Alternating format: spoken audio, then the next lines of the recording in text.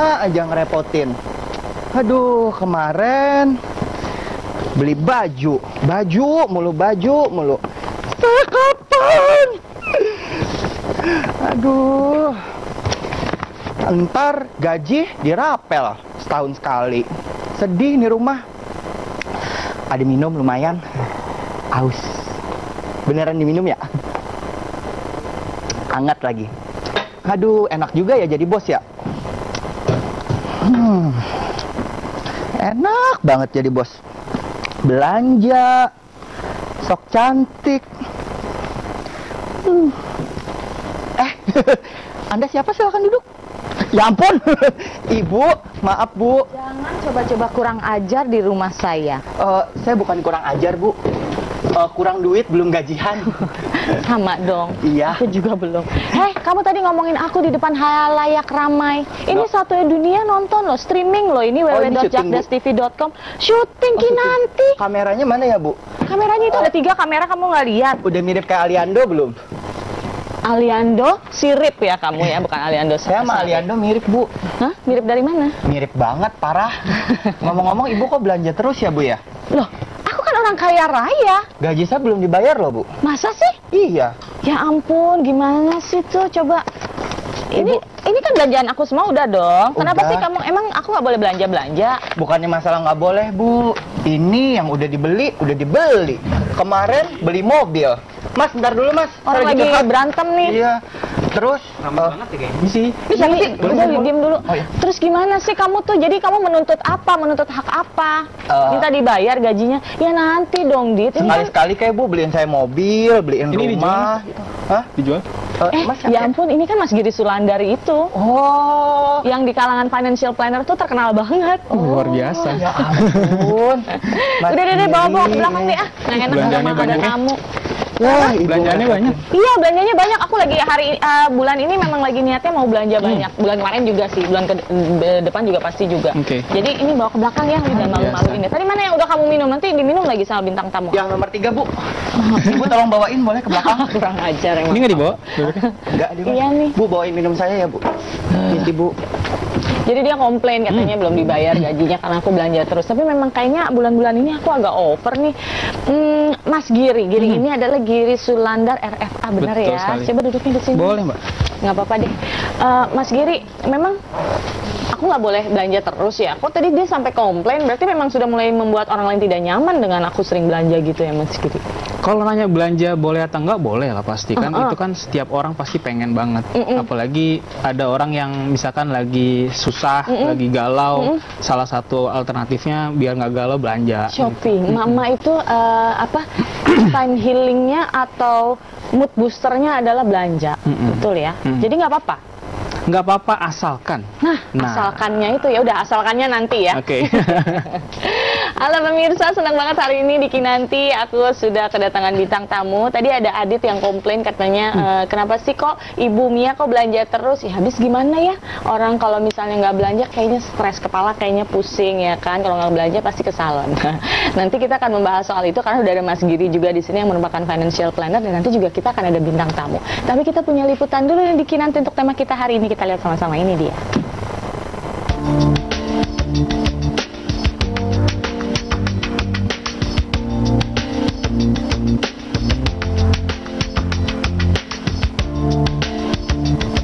Mengatur pengeluaran rutin keluarga memang hal yang sulit buat sebagian ibu ya.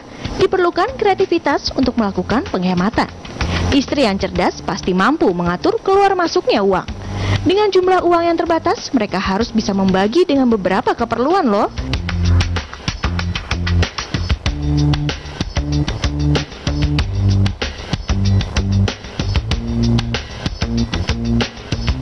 Ya sama sih ya, bisa diusahakan sama. Kalau jawaban jujur lebih besar pengeluaran, tapi kalau kamuflas ya pendapatan lebih banyak dong. Harusnya ya pendapatan ya.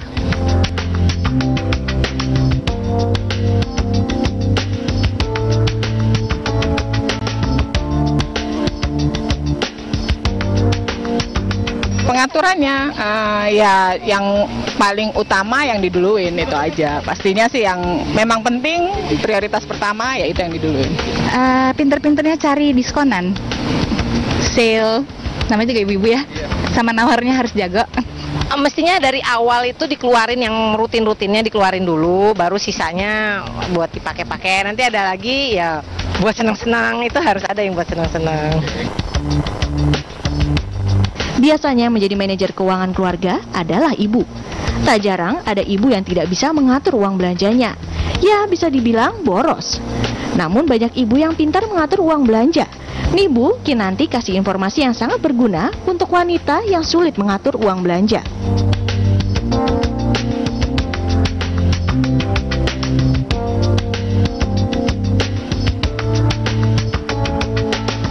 Penghematannya ya itu tetap yang secondary ya itu ditunda dulu. Kalau misalnya memang tidak mendesak, kita tunda dulu, kita cari yang pemenuhan utamanya didulukan dulu, baru setelahnya udah.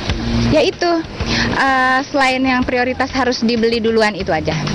Sama kalau ada misalnya dengar-dengar dari teman-teman juga nih, di situ ada harganya lebih murah ya, kita ke situ.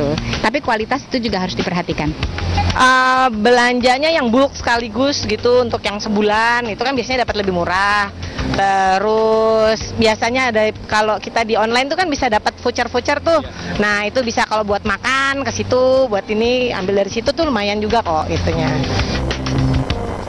Tempatnya untuk para ibu-ibu ya yang punya pertanyaan-pertanyaan ya kan, karena dalam kehidupan sehari-hari itu pasti ada aja pertanyaan, entah itu tentang anak, tentang suami, tentang rumah tangga. Dan hari ini tema kita adalah mengelola uang belanja. Aduh, cepetan ibu-ibu merapat ke depan TV, ini pasti informasi yang berharga untuk semuanya. Tapi bukan cuma ini aja, karena ada majalah Parents Indonesia Mas Giri ya, jadi majalah itu juga banyak informasi tentang tumbuh kembang anak. Parents Indonesia, Healthy Kids, Happy Families. Aduh, karena nih sekarang bintang tamu aku nih belum datang, padahal udah jam segini, kena banjir kali ya? Bu, Ya, ada tamu. nah itu dia Mas Ferdi Sulaiman. Asik. Nggak kena banjir kan Mas? Oh, tenang. Tadi udah di hair dryer, udah kering. Wah, loh, berarti tadi kebasahan dong? Lumayan.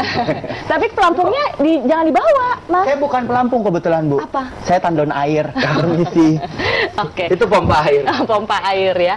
Oke, Mas Ferdi terima kasih loh udah hadir ke sini pagi-pagi. Sekarang Biak TV ini mulainya jam 7 pagi, Mas. Kalau minggu lalu kan jam 8 ya Mas Giri ya. Tapi sekarang udah jam 7 pagi, lebih pagi lagi menyapa pemirsa dan ibu-ibu di rumah. Nah, di Kinanti ini kita selalu membahas soal permasalahan ibu-ibu. Tapi tidak menutup kemungkinan ayah-ayah Kinanti juga pasti punya masalah ya Mas ya. Apalagi masalahnya mengelola uang belanja. Mas Ferdi suka belanja kan Mas?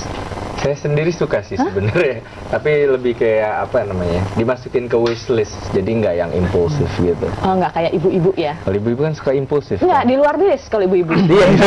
Yang dibeli, Bener. yang listnya nggak kebeli semua Mas. Bener-bener, kadang-kadang nggak fokus. Tapi biasanya yang dibelanjakan uang dari mana? Dari syuting?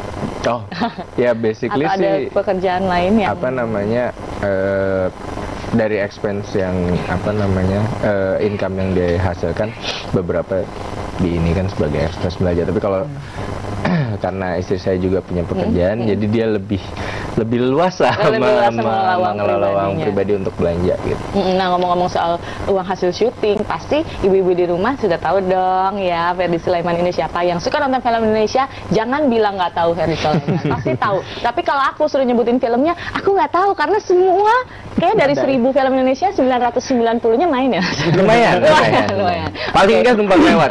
Numpang lewat, tapi aktingnya luar biasa. Aku selalu nonton dan kita tunggu film-film berikutnya ya. Terdekat film apa Mas? Biar Love aku nonton. and Fate. Love and Fate. Waduh, oke. Udah nanti kita nonton, kita tunggu di bioskop. Nah, sekarang kan kita sudah ada Mas Giri juga nih Mas. Jadi nanti dia akan memecahkan masalah kita. Bukannya penyanyi ya, Giri Niji? Bukan. Rambutnya klinis. Udah keluar dari diri Niji dia. Ya. Nah, jadi sebenarnya faktor apa sih yang menyebabkan ibu-ibu ini menjadi boros, Mas Giri?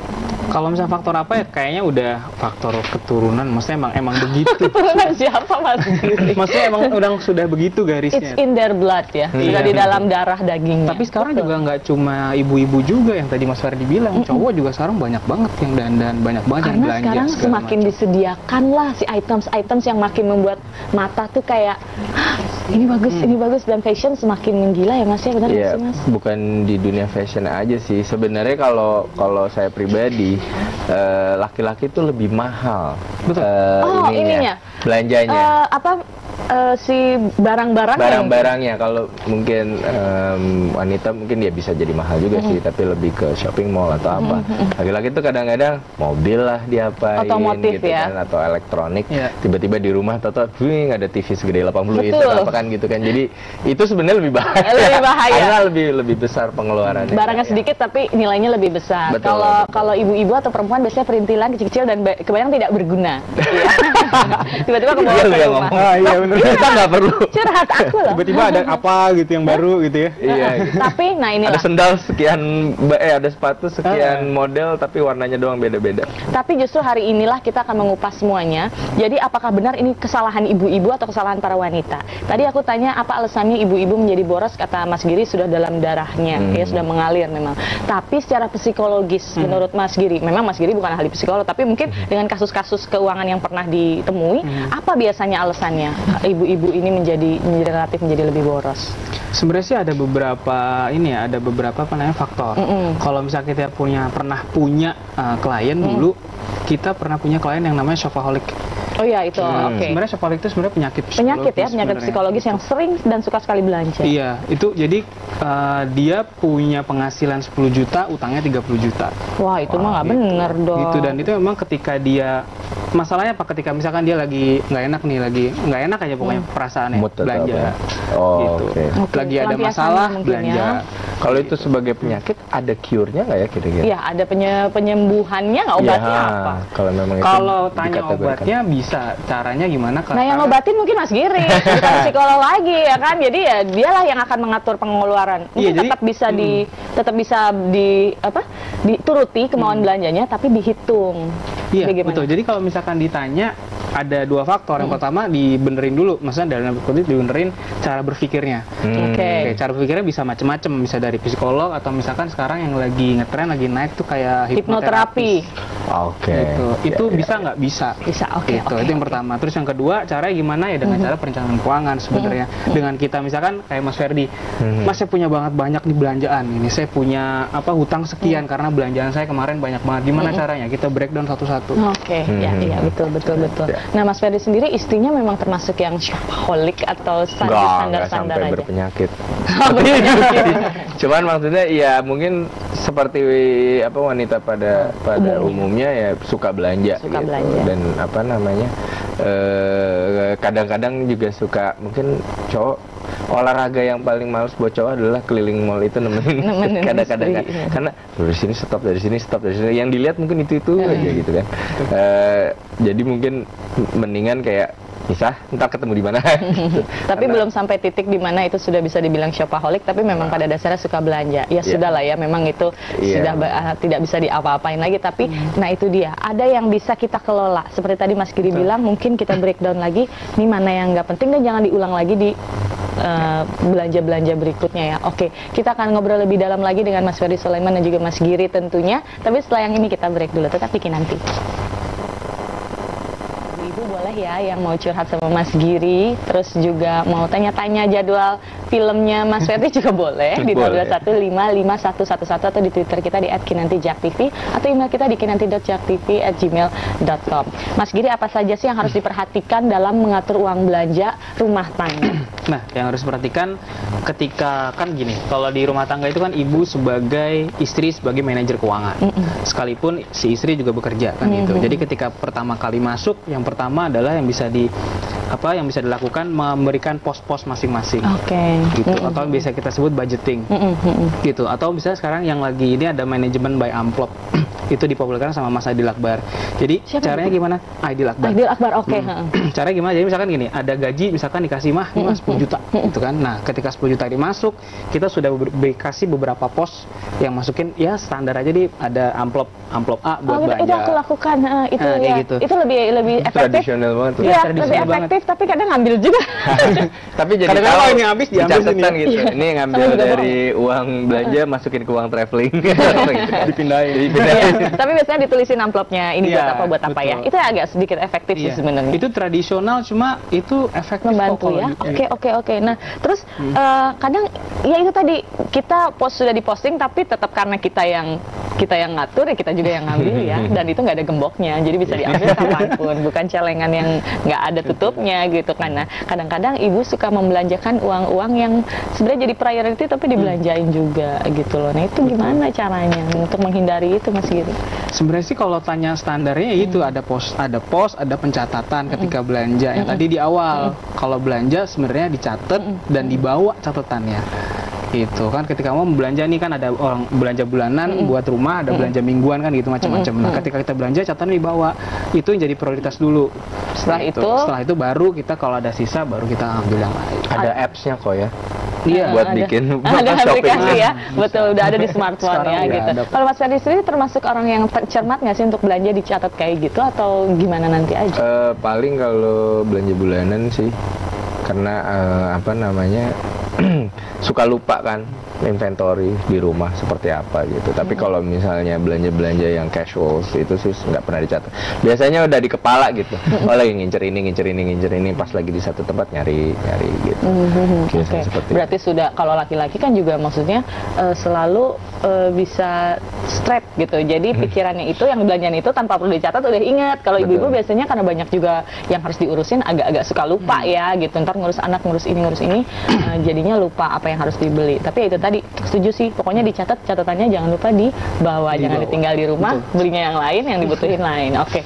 Nah, terus Mas Ferdi setuju dengan investasi sebagai sangat saving money ya? Karena investasi itu sebenarnya salah satu cara untuk supaya tabungannya nggak dipegang-pegang kemana-mana gitu. ya? Karena kan apa namanya, misalnya kita investasi ke properti atau ke emas atau ke apa gitu kan, itu kan apa, seolah-olah kayak oke, ini memang uang ditujukan untuk investasi, bukan yang disimpan sebentar habis itu diambil lagi. Iya, seperti itu. Jadi memang niatnya mau nabung. Tapi istri setuju dengan itu atau istri nggak tahu? Ya, pastinya diomongin lah. Kalau kayak gitu mau investasinya di mana, keuntungan seperti apa, risknya seperti apa. Yang memutuskan biasanya siapa?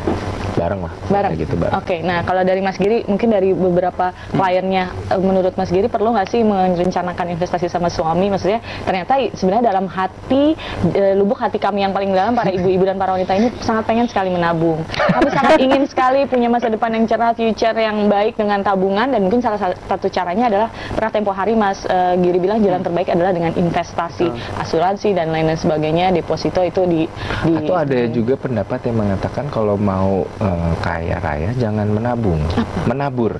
Menabur apa? Iya, jadi berbagi sama orang. Ah, itu setuju banget kalau itu ya. Tapi jangan berbagi sama penjaga tiap toko di mall. Itu bukan bagi ya. Itu lagi-lagi berbagi sama yang lebih memerlukan. Oke, jadi sebenarnya kami sangat setuju dengan investasi. Nah, perlu nggak sih kita komunikasi dulu sama suami, atau ibu-ibu boleh deh investasi sendiri kok gitu? Perlu, kalau tanya perlunya perlu. Kenapa? Karena kalau dalam keluarga kan ada tujuan keuangan untuk keluarga gitu ya. Misalkan kalau paling gampangnya ya buat anak lah pasti kan. Pengen yang waktu itu kita bicarain buat pendidikan anak, pasti kan obrolan juga sama istri sama atau sama orang rumah ya. Mah, ini kita mau sekolah di mana? Kira-kira berarti kalau misalkan sekolahnya di situ, tujuan keuangannya kan sekian angkanya. Berarti kita harus nyisihin sekian nih. Gitu. Nah, di situ kan baru kita obrolin. Baru untuk mau diinvestasikan kemana? Oke, ada penelpon ya. Kita sapa dulu. Halo, selamat pagi dengan Kinanti. Ini dengan siapa? Selamat pagi dengan Bapak Yuda di Kalimantan. Wih, jauh. Selamat pagi Bapak Yuda. Bapak Yuda, ada yang mau ditanyakan? Silakan loh, Mas. Saya mau tanya itu, Mbak, untuk mengelola keuangan yang benar itu gimana ya? Saya punya hobi belanja di mall. Gaji saya itu 4 juta per bulan. Oke. Tapi saya nggak bisa nabung. Saya pengen nabung 3 juta.